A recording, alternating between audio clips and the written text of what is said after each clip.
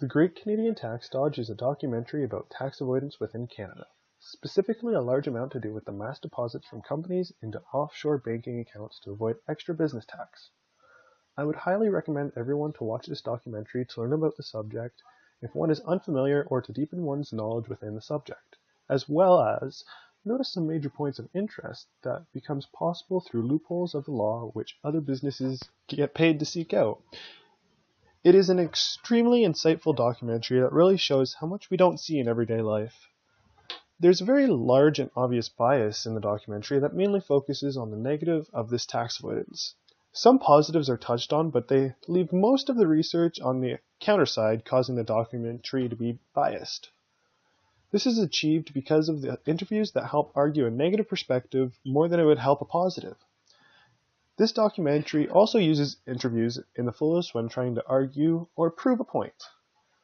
This is all noticeable throughout the entire documentary because it is mainly interview-based. It also makes a strong story and interesting topic because many people don't know much about the subject, especially within the younger generations, which gets the attention of each generation and becomes a very intriguing subject. It also shows how money can corrupt someone or groups of people.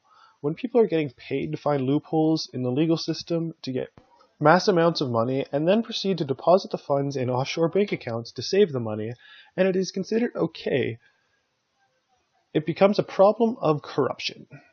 There's a constant strong narration with a strong voice to help elaborate with points made during the interview. As well, the relevance of today's society is massive since this could greatly affect the economy of the younger generations that are going into this problem. That has little terms to be fixed anytime soon. The documentary wasn't made that long ago, and the majority of the interviews focus on more recent years, such as interviews from as little as only 5 years prior to today.